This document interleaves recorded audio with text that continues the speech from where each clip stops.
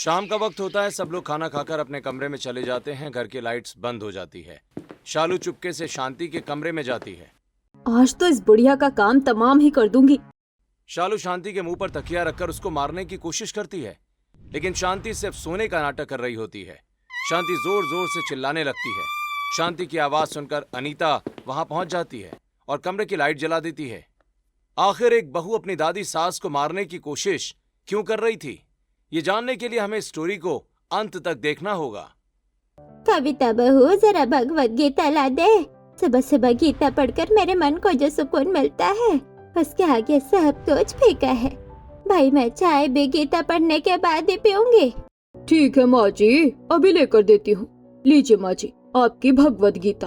आप जरा ठहरिए, मैं आपके लिए अभी गर्मा गर्म चाय बनाकर लेकर आती हूँ। अनीता वहीं बैठी फोन चला रही होती है। कविता की बातें सुनकर वो खुद से कहती है, लो भाई, हो गया इसका सती सावित्री बनने का ड्रामा शुरू। मुझे तो बड़ी इरिटेशन होती है इस सबसे, पता नहीं ये कैसे कर लेती है। अनीता, कविता को देखो कैसे दिन भर माँ जी की सेवा करती रहती है। सीखो जरा कुछ अपनी देवरानी से। तुम शहर की पढ़ी लिखी मॉडर्न और ये गांव की होकर भी कितनी संस्कारी और गुणवान है। अरे कविता, चाय बनाने गई थी या रसोई में सोने चली गई थी? मेरा सर दर्द कर रहा है यार, थोड़ा जल्दी ले आओ चाय। ये लीजिए आप सबकी गर्मा गर्म चाय। अंग्रेज चले गए और चाय छोड़ गए। भारतीयों का अब चाय के बिना दिन शुरू ही नहीं होता। कविता की बात सुनकर सब लोग हंसने लगते हैं। तभी शांति कहती है, सच में मेरी कविता बहू बड़ी संस्कारी और गुणवान है। मैं तो अपने दोनों पोतों के लिए ऐसी ही संस्कारी और गुणवान बहू लेकर आऊंगी और अरेंज मैरिज करूंगी। क्या माँ जी, अरेंज मैरिज? मैं अपने बेटे पारस के लिए लव मैरिज वाली बहू लेकर आऊंगी। आजकल तो लव मैरिज बड़ी ट्रेंड में चल रही है। अपनी बहू के साथ मैं तो रील्स बनाया करूंगी। बहू, तुझे तो कुछ भी कहना गलत है। तुझे तो बस अपने बेटे के लिए लव मैरिज वाली बहू ही लानी है, फिर चाहे वो घर को साथ लेकर चले या ना चले। अनीता वहाँ से मुंह बनाकर चली जाती है। ऐसे ही 1-2 दिन बीत रहे होते हैं। तभी शांति की बचपन की सहेली कमला वहाँ आती है।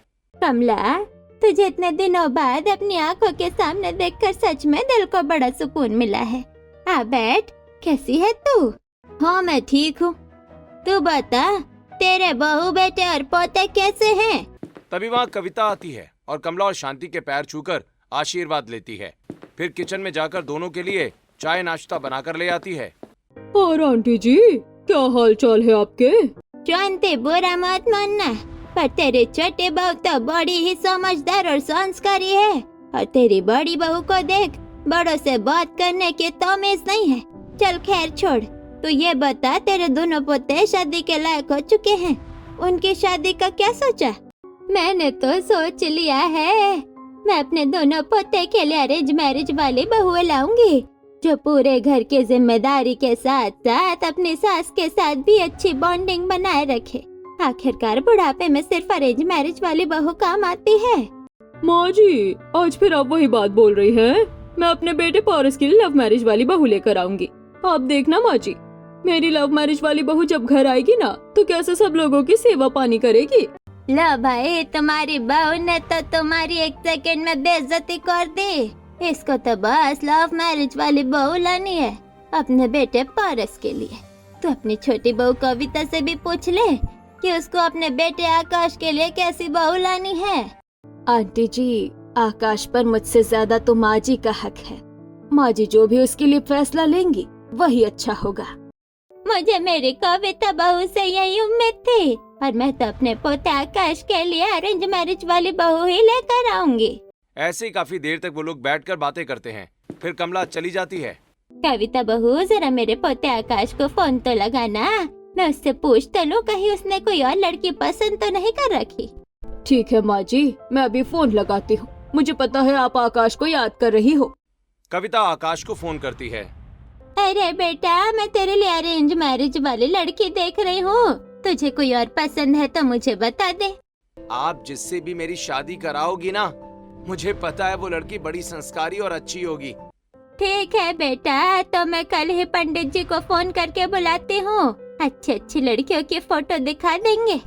ऐसा बोलकर शांति फोन रख देती है। अगले ही दिन पंडित जी घर आते हैं और शांति लड़कियों की फोटो देख रही होती है। आप देखते रहिए माँ जी फोटो वोटो, मैं तो अपने बेटे के लिए उसकी पसंद की लड़की लेकर आऊंगी।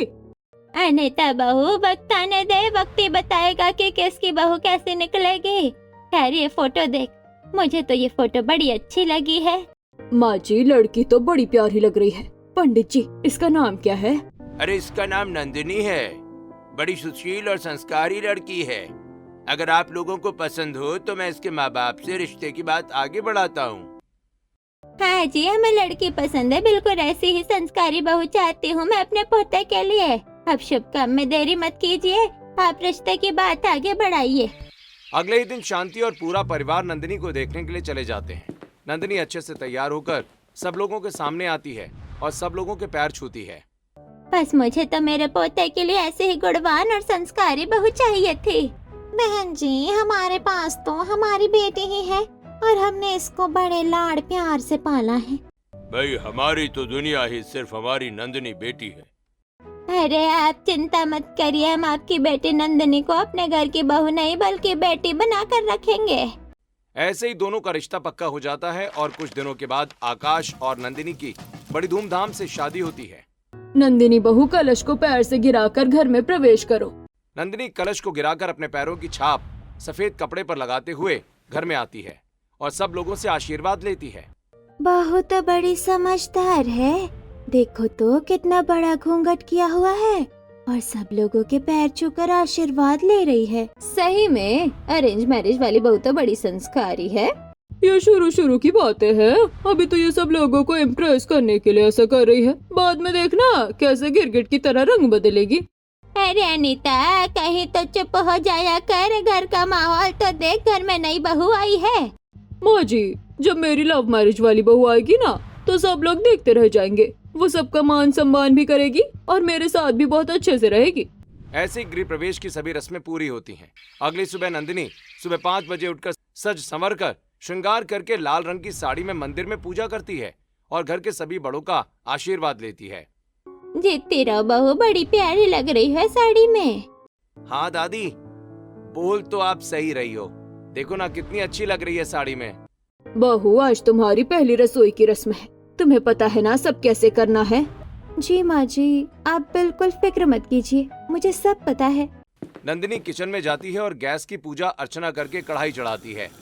सबसे पहले मीठे में हलवा बनाती है और पूरे परिवार के लिए अच्छा अच्छा खाना बनाती है। खाना बनाने के बाद सब लोगों के लिए डाइनिंग टेबल पर खाना लगा देती है। सब लोग खाना खाते हैं। बहू खाना तो तुमने बहुत ही अच्छा बनाया है, तुम्हारे हाथों में तो जादू है। बहू हलवा तो तुमने सच में बिल्कुल अपनी सास जैसा बनाया है। नंदिनी बहू जरा इधर तो आओ। नंदिनी शांति के पास जाती है। ये लो बहू पहली रसोई का शगुन। शांति और घर के सभी लोग नंदिनी को पहली रसोई का शगुन देते हैं।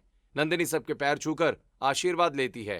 हाँ हाँ कर लो जितना तुम्हें ड्रामा करना है, सब लोगों को इम्प्रेस करने में लगी हुई हो। कुछ ही दिनों में तुम्हारा असली रंग सबके सामने आ जाएगा। मैं कभी कुछ नहीं करूँगी जिससे माँ जी को जरा भी तकलीफ हो। इतना सुनकर अनीता मुंह बनाकर अपने कमरे में चली जाती है। वहीं सब लोग अपने अपने काम पर चले जाते हैं। दोपहर का वक्त होता है। आज तो एक तो गर्मी ऊपर से बड़ी थकान महसूस हो रही है। तभी नंदिनी वहाँ आती है। रुकिए पिताजी, मैं अभी आपके लिए ठंडा ठंडा नींबू पानी बनाकर लेकर आती हूँ। नंदिनी किचन में जाती है और नींबू पानी बनाकर ले आती है। सच में बहू तो बड़ी आज्ञाकारी है, कुछ भी काम बोलो जरा भी आलस नहीं करती। शाम का वक्त होता है। दादी माँ आज खाने में क्या बनाऊं? अरे बहू जो तेरा मन पड़े वही बना ले। नंदिनी किचन में जाकर सब लोगों के लिए खाना बनाती है। सब लोग खाना खाकर बैठे होते हैं। अरे भाई आज तो बड़ी गर्मी हो रही है, नंदिनी तुम कुछ ठंडा पीने का बना लाओ ना। हाँ जी मैं अभी बना कर लेकर आती हूँ। नंदिनी किचन में जाती है, सब लोगों के लिए आम पन्ना बनाकर ले आती है। आम पन्ना पीने के बाद सब लोग अपने अपने कमरे में चले जाते हैं। वहीं नंदिनी शांति के कमरे में जाकर उनके हाथ पैर दबाने लगती है। अरे बस कर बहू, अब जाकर अपने कमरे में सो जा। नंदिनी शांति के कमरे से निकलकर अपनी सास कविता के कमरे में आती है और अपने सास ससुर के लिए दूध लेकर आती है। फिर उनके भी पैर दबाने लगती है। बहू अभी तो तू घर में नई आई है, तुझे अभी वक्त सिर्फ अपने पति आकाश के साथ बिताना चाहिए। पूरा दिन तो तू काम में लगी रहती है, थक गई होगी, जा बेटा सो जा। नंदिनी किचन में जाकर आकाश के लिए दूध गर्म कर रही होती है। कर लो जितनी सेवा करनी है। जब मेरी अरेंज मैरिज वाली बहू आएगी ना, तब मैं तुम्हें दिखाऊंगी कि सास बहू की बॉन्डिंग कैसी होती है।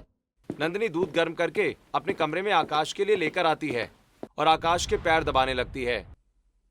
अरे ये क्या कर रही हो? तुम्हारी जगह मेरे पैरों में नहीं, मेरे दिल में है। आकाश प्यार से नंदिनी के सिर पर हाथ फेरता है। ऐसे ही दोनों सो जाते हैं। नंदिनी पूरे परिवार का बहुत अच्छे से ध्यान रखती है। दोपहर का वक्त होता है। कविता माथा पकड़कर हॉल में बैठी होती है। माँ जी, क्या हुआ? आपकी तबीयत तो ठीक है? कुछ नहीं बहू, बस सर में थोड़ा दर्द हो रहा है। माँ जी, मैं अभी किचन से आपके लिए देसी तेल गरम करके लाती हूँ और कड़क चाय भी बना कर लेकर आती हूँ। नंदिनी किचन में जाकर तेल गर्म करती है, उसमें हल्का सा लहसुन डालती है, फिर कविता के लिए चाय बनाती है। चाय बनाने के बाद नंदिनी हॉल में आती है और कविता के सिर की मालिश करने लगती है। कविता बहन, तुम्हारे तो मजे ही आ गए। बहू को देखो कितने अच्छे से तुम्हारी सेवा में लगी हुई है। तुम्हारी दादी सास सही कहती थी कि घर में अरेंज मैरिज वाली बहू लानी चाहिए। कुछ देर पिंकी घर पर बैठती है और फिर चली जाती है। ऐसे ही कुछ दिन बीत रहे होते हैं। माँ जी, चलिए आज शॉपिंग के लिए चलते हैं। हाँ बहू, गर्मी आ रही है और मैं भी सोच रही थी कि थोड़ी बहुत शॉपिंग हो जाए। दोनों ऐसे ही एक साथ शॉपिंग करने के लिए जाती हैं। बाजार में सरला दोनों सास बहू को साथ देकर रुक जाती है। कविता बहन, तुम्हारी बहू तो बड़ी संस्कारी है, तुम्हारे साथ शॉपिंग करने भी आई है। वरना आजकल की बहू तो अपने में ही मस्त रहती है। कुछ देर बातें करने के बाद दोनों घर आ जाती हैं। शाम का वक्त होता है। पारस, मैं तुम्हारी शादी के लिए सोच रही थी बेटा। मैं चाहती हूँ कि तुम कोई अच्छी लड़की पसंद कर लो। मैं तो सिर्फ तुम्हारे लिए लव मैरिज वाली बहू ही लाना चाहती हूँ घर में। माँ, मैंने अपने लिए एक लड़की पसंद कर रखी है और मैं बहुत जल्द उससे आपको मिलवाऊंगा। वो शहर की पढ़ी लिखी सेल्फ डिपेंडेंट लड़की है माँ। शहर की पढ़ी लिखी है? बेटा मुझे तो बिल्कुल पसंद है। तू बस उसके घर वालों से बात कर, हमारी तरफ से तो शादी के लिए हाँ है। ऐसा बोलकर अनीता फोन रख देती है। पारस शालू को फोन करता है। हे शालू, मेरी माँ तो लव मैरिज के लिए मान गई हैं। तुम अपनी फैमिली को अब मना लो शादी के लिए। ठीक है, तो आप अपने पूरे परिवार को मेरे घर लेकर आइए। एक दो दिन के बाद पारस पूरे परिवार के साथ शालू को देखने के लिए आता है। वाह, मैंने जैसा सोचा था बहू बिल्कुल वैसी ही है, बिल्कुल मॉडर्न। और इसका ड्रेसिंग सेंस तो देखो कितनी अच्छी लग रही है। बहू, थोड़ा सोच समझ कर बात कर ले। तेरे बेटे की पूरी जिंदगी का सवाल है। लव मैरिज वाली बहुएं उतना ख्याल नहीं रख पाते जितना अरेंज मैरिज वाली बहुएं रखती हैं। क्या हुआ माँ जी, आप कान में क्या कह रहे हो? अरे कुछ नहीं, ये कह रहे थे कि बहू बड़ी सुंदर है, हम सबको तो पसंद है। भाई देखिए, हमने हमारी बेटी को बड़े लाड प्यार से पाला है। हमने कभी इसे किसी चीज की कमी नहीं होने दी। अरे भाई साहब, आप बेफिक्र रहिए।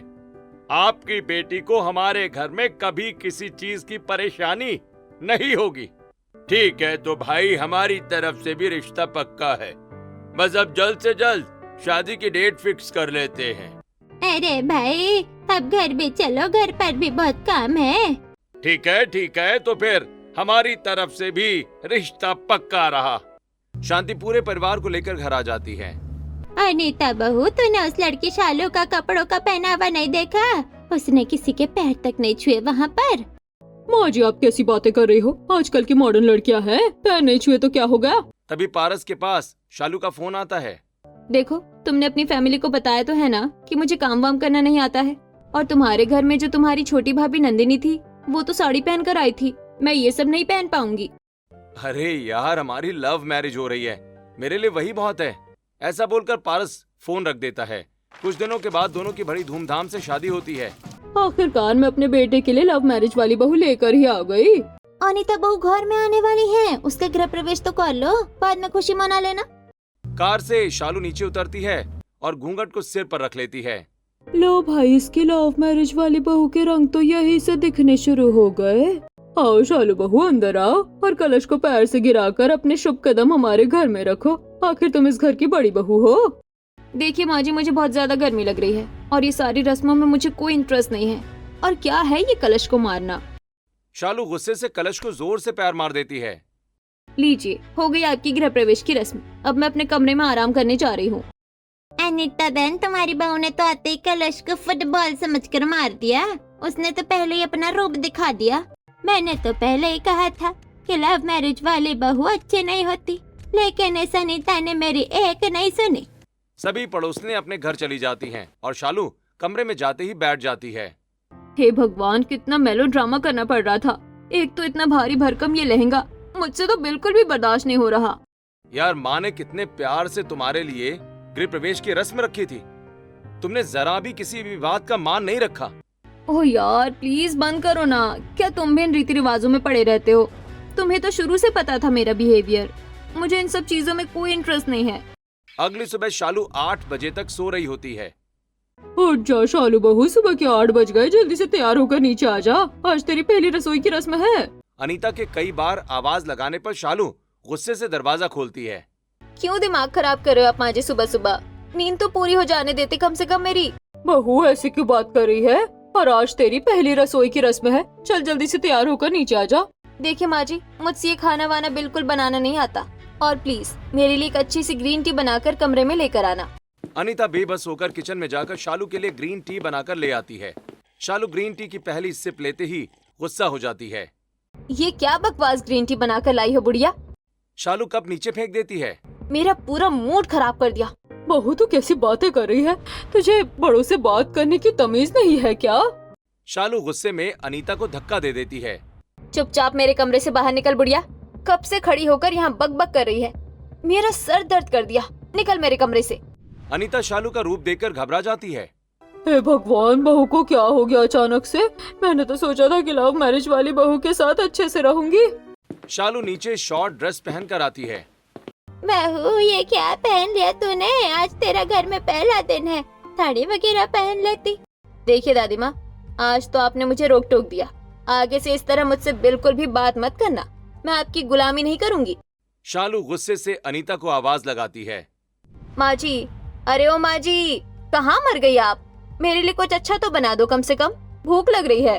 तू बैठ बहू, मैं तेरे लिए अभी खाना बनाकर लेकर आती हूँ। किचन में नंदिनी खाना बना रही होती है। अरे ताईसा, आप क्यों खाना बना रही हो? मैं खाना बना तो रही थी सबके लिए। अरे कुछ नहीं, बस मैं ये सोच रही थी कि मैं खुद अपनी बहू को अपने हाथों से बना खाना खिलाऊं। नंदिनी सब लोगों के लिए खाना बनाती है। सब लोग डाइनिंग टेबल पर बैठकर खाना खा रहे होते हैं। वहीं शालू भी बैठी होती है। शालू बहू, जरा छोले की सब्जी तो पास कर दो। मैं क्यों आपको सब्जी पास करूं? आपके हाथ पैर थोड़ी टूट गए हैं, आपको तो उठा लीजिए। मैं आपकी नौकरानी थोड़ी हूँ। अरे शालू दीदी, आप कैसे बात कर रही है मम्मी जी से? थोड़ा तो लिहाज करिए। अरे चुप करो तुम अपना ड्रामा। तुम अरेंज मैरिज करके आई हो, तुम ही सबकी गुलामी करो। ऐसा बोलकर शालू अपने कमरे में चली जाती है। दोपहर का वक्त होता है। शालू अपनी कुछ फ्रेंड्स के साथ घर पर आती है। जल्दी से कुछ अच्छे खाने पीने का बना दो। और हाँ, मेरे कमरे में मेरी दोस्तों के साथ मुझे आज एंजॉय करना है। बिल्कुल भी डिस्टर्ब मत करना। बहू, मेरे पैरों में बड़ा दर्द हो रहा है, थोड़ा मेरे पैर दबा देती। इतना सुनते ही शालू गुस्सा हो जाती है। अरे बढ़िया, मैं क्या तेरी नौकरानी हूँ? और ऐसे बोलकर क्या मेरे सारे दोस्तों के सामने मेरी बेइज्जती करना चाहती है? पैरों में दर्द तुझे हो रहा है, और अगर फालतू की बकबक की ना तो मेरे सर में दर्द होगा। मेरे सर में दर्द होगा तो मैं तेरा जीना हराम कर दूंगी। शालू अपने दोस्तों के साथ कमरे में चली जाती है। भगवान, लगता है हमने अपने बेटे पारस के लिए गलत लड़की चुन ली। हमें अरेंज मैरिज वाली बहू लेकर आनी चाहिए थी। अबे कहा, अभी तो शुरुआत है। अनीता को बड़ी लगी रहती थी ना कि लव मैरिज वाली बहू लेकर आऊंगी। अब देखो तुम्हारी लव मैरिज वाली बहू तुम्हारे सिर पर चढ़कर कैसे तांडव करती है। तभी वहाँ कविता आती है। दीदी लाइए, मैं आपकी कुछ मदद कर देती हूँ। तुम भी तो सती सावित्री बनने का ढोंग रच रही हो ना, बस मुझसे दूर ही रहो। ऐसे ही कुछ दिन बीत रहे होते हैं। अनीता शालू के कमरे में आती है। शालू लैपटॉप पर काम कर रही होती है। बहू, 3-4 दिन हो गए, सारे कपड़े गंदे पड़े हैं, जरा कपड़े तो धो देती। और पारस की कल जरूरी मीटिंग है। बेटा जरा पहले घर का काम कर लो, फिर अपना लैपटॉप देख लेना। मन तो मेरा ऐसा कर रहा है कि लैपटॉप उठाकर तेरे सिर पर ही मार दो करम जली। जब देखो मेरा दिमाग खराब करने आ जाती है। और मैं क्यों धो तुम सबके कपड़े? तुम्हारे हाथ पैर तो। और हाँ, अलमारी से मेरे गंदे कपड़े उठाओ और उनको भी धो देना। अनीता शालू के गंदे कपड़े हाथ में लेकर कमरे से बाहर आती है। हे भगवान, ये क्या दिन देखने पड़ रहे हैं? मैंने क्या सोचा था बहू क्या से क्या निकली। तभी नंदिनी वहाँ आती है। सासू माँ, कपड़े तो मैं धो ही रही हूँ, आप मुझे दे दीजिए, मैं इन्हें भी धो दूंगी। आप जाकर आराम कीजिए। बहू मुझे माफ कर, मैं तो हमेशा से तुझे नीचा दिखाती आई हूँ। और आज देख, मेरी खुद की लव मैरिज वाली बहू मुझसे किस तरह नौकरों की तरह काम करवाती है। ऐसा बोलकर अनीता वहां से चली जाती है। ऐसे ही 1-2 दिन बीत रहे होते हैं। अनीता अपने कमरे में बैठी होती है। इस बुढ़िया को तो बस पूरा दिन बैठकर बातें बनानी होती है। अरे क्या हुआ बहू, क्यों इतनी आग बबूला हो रही हो? मैं आग बबूला हो रही हूँ?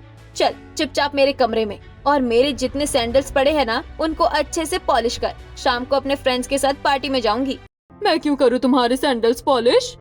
बुढ़िया, मेरे सामने ज्यादा जुबान मत लड़ाना, वरना पूरे मोहल्ले में बता दूंगी कि तू मेरे ऊपर कितना अत्याचार करती है। फिर देख तेरी पूरे मोहल्ले में कैसी बदनामी होती है। अनीता चुपचाप शालू के सैंडल्स पॉलिश करने लगती है। तभी वहां कमरे में पारस आता है और अनीता को पॉलिश करते देख रुक जाता है। माँ, ये क्या कर रही हो तुम? अनीता की आंखों में आंसू आ जाते हैं। कुछ नहीं बेटा, बस तेरी लव मैरिज वाली वाइफ की बातें मान रही हूँ। बैठे बैठे फोन चलाती रहती है पूरा दिन और काम करती हूँ मैं। मैंने शादी की है तुमसे, तुम्हारी नौकर नहीं हूँ और ना ही गुलाम जो तुम्हारी बदसलूकी सुनती रहूं। गुस्से में पारस कमरे से बाहर आ जाता है। अरे भैया, क्या हुआ? आपका चेहरा इतना उतरा हुआ क्यों है? अरे बस यार, कुछ नहीं। इस शालू ने तो जैसे मेरी नाक में दम कर रखा है। दोनों कुछ देर बैठकर बातें करते हैं और फिर अपने अपने कमरे में जाकर आराम करने लगते हैं। नंदिनी आकाश के सिर में मालिश कर रही होती है। रात दिन इतना काम करते हो, आप थक जाते होगे। मैं भी आपके लिए ड्राई फ्रूट्स डालकर गर्मा गर्म दूध लेकर आती हूँ। यार, तुम कितनी केयरिंग और लविंग हो। सच में तुमसे अरेंज मैरिज करके मैं और मेरी माँ कितना खुश हैं। ऐसे ही कुछ दिन बीत रहे होते हैं। शालू शॉपिंग के लिए जा रही होती है।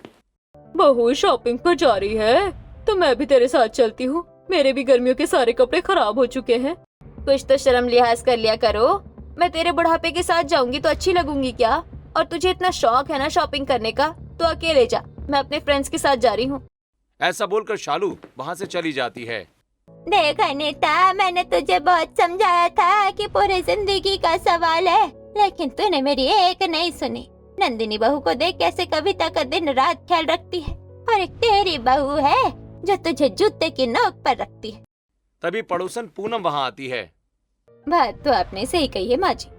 कोई कोई ही होती है जो लव मैरिज में सही चल पाती है और अपनी सास की सेवा करती है, वरना सास की असली सेवा तो अरेंज मैरिज वाली बहू करती है। खैर, मैं तो आप सब लोगों को बुलाने आई थी। आज मेरे घर फंक्शन है। हाँ हाँ, हम जरूर आएंगे। पूनम वहाँ से चली जाती है। शाम का वक्त होता है। नंदिनी सुंदर सी साड़ी पहनकर तैयार होती है और अपनी सास कविता को भी अच्छे से तैयार करती है। शीशे के सामने बिठाकर उनको नेल पॉलिश लगा रही होती है कि तभी शांति वहाँ आ जाती है। देख कविता बहू, तेरे कर्म कितने अच्छे हैं, बहू कितने अच्छे से तेरा ध्यान रखती है। अरे दादी माँ, आप भी आइए, आज मैं आपको भी अच्छे से तैयार करती हूँ। अरे बहू, कैसी बात कर रही है? मेरी उम्र थोड़ी है अब ये मेकअप करने की। वहीं दूसरी ओर शालू अलमारी से कपड़े निकाल रही होती है। आज तो मैं फंक्शन में यही रेड कलर की शॉर्ट ड्रेस पहनूंगी, सब लोग मुझे देखते रह जाएंगे। तभी वहाँ अनीता आती है। बहू, हम फंक्शन में जा रहे हैं, कुछ अच्छा पहन लो। आप फिर आ गए मुझे परेशान करने। चलो, अब आ ही गई हो तो मेरी ड्रेस पर प्रेस कर दीजिए जल्दी से। और हाँ, गलती से भी अगर इसे जला दिया ना तो मैं आपको ही जला दूंगी। अनीता शालू की ड्रेस पर प्रेस करती है। शालू अच्छे से तैयार होकर नीचे आती है और अनीता घर का काम करके थक चुकी होती है, इसलिए ना तो अच्छे से मेकअप कर पाती है और ना ही बाल बना पाती है। सभी लोग हॉल में बाहर खड़े होते हैं। अरे भाई, कहाँ रह गए सब? जल्दी से आ जाओ, मैं पूनम के घर जाना है। सब लोग आ गए होंगे वहाँ। सब लोग हॉल में इकट्ठा हो जाते हैं। तभी अनीता वहाँ आती है। माँ, ये क्या हाल बना रखा है? ये कौन सा नया फैशन निकाला आपने? बहू, ये क्या हाल बना रखा है? सब लोग तेरे ऊपर कितना हंसेंगे। माँ जी, क्या करूँ, पूरा दिन काम करती हूँ, खुद के लिए वक्त ही नहीं निकाल पाती। कविता बहू को देख, कितने अच्छे से तैयार किया है नंदिनी बहू ने। ताई जी, आप मेरे साथ आइए, मैं आपको अच्छे से तैयार कर देती हूँ। फिर से तुम अपना ये सती सावित्री बनने का ड्रामा कर रही हो। खैर, मैं जा रही हूँ और जिसको आना है आ जाना। अरे भाई, यही रात कर दोगे या पूनम के घर भी चलना है? ऐसे ही सब लोग पूनम के घर चले जाते हैं। पूनम के घर पहुंचकर सब लोग बातें कर रहे होते हैं। अरे भाई, ये क्या हाल बना रखा है? लगता है तुम्हारी लव मैरिज वाली बहू ने काम करा कर तुम्हारी हालत खराब कर दी। सरला बहन, जरा कविता बहन पर तो नजर डालो, कितने अच्छे से तैयार होकर आई है और नंदिनी बहू कितनी प्यारी लग रही है साड़ी में। और एक अनीता की बहू को देखो, कैसी शॉर्ट ड्रेस पहनकर आई है। इसको तो कोई शर्म लिहाज ही नहीं है, सारी हदें पार कर दी इसने। सब लोग आपस में ऐसे ही बातें बना रहे होते हैं। बस बहुत हो गया ड्रामा, चलो यहाँ से चुपचाप घर। बहू तूने तो बड़ी बेइज्जती करा दी है। घर आते ही शांति गुस्से में बैठी होती है और अनीता से कहती है, देखा अनीता, तेरी बहू ने कितनी बेइज्जती करा दी। आखिर माँ जी मैं इसको सही लाइन पर कैसे लाऊं? मेरे पास एक प्लान है। माँ जी जो भी आप कहोगी मुझे वही मंजूर है। काश मैंने आपकी बात मान ली होती और अपने बेटे के लिए अरेंज मैरिज वाली बहू लेकर आती। कुछ दिनों के बाद शांति की तबीयत खराब होने लगती है और डॉक्टर घर पर आता है। पूरा परिवार इकट्ठा होता है। देखो भाई, मेरी जो भी पोता बहू मेरी अच्छे से सेवा करेगी, मैं अपनी 10 करोड़ की प्रॉपर्टी उसके नाम करूंगी। 10 करोड़ का नाम सुनते ही शालू के मन में लालच आ जाता है। हे भगवान, इस बुढ़िया के पास पूरे 10 करोड़ रुपए है। अब तो मैं दिन रात इसकी सेवा करूंगी। वहीं दूसरी ओर नंदिनी भगवान से प्रार्थना कर रही होती है। भगवान जी, बस जैसे भी हो मेरी दादी सास को ठीक कर दो। शालू किचन में जाकर शांति के लिए गर्मा गर्म दूध लेकर आती है। लो दादी माँ, आप दूध पीजिए, इससे आपको राहत मिलेगी। सब लोग ये देखकर हैरान हो जाते हैं। आज से पहले इसने कभी मुझसे अच्छे से बात तक नहीं की और देखो माँ जी की कैसे चापलूसी कर रही है। अब शालू अपनी दादी सास को इम्प्रेस करने के लिए कभी उनका सर दबाती, कभी पैरों की मालिश करती और कभी उनको खाना या दूध लाकर देती। वहीं दूसरी ओर नंदिनी सुबह शाम अपनी दादी सास के हाथ पैर दबाती और उनको समय पर दवा देती। बहू, आज तो मेरा पेट बड़ा भारी भारी महसूस हो रहा है, न जाने क्या हो गया। नंदिनी किचन में जाती है और अच्छा सा काढ़ा बनाकर लेकर आती है। काढ़ा पीकर शांति को राहत महसूस होती है। नंदिनी वहीं बैठकर शांति के हाथ पैर दबाने लगती है। लगता है बुढ़िया सारी प्रॉपर्टीज गवार के नाम कर देगी, लेकिन मैं ये नहीं होने दूंगी। ऐसे ही कुछ दिन बीत जाते हैं और देखते ही देखते शांति ठीक हो जाती है। एक दिन सब लोग हॉल में बैठे होते हैं। भाई, मैंने सोच लिया है कि मैं अपनी पूरी 10 करोड़ की प्रॉपर्टी अपनी बहू नंदिनी के नाम करूंगी। इसने मेरी बहुत अच्छे से देखभाल की है।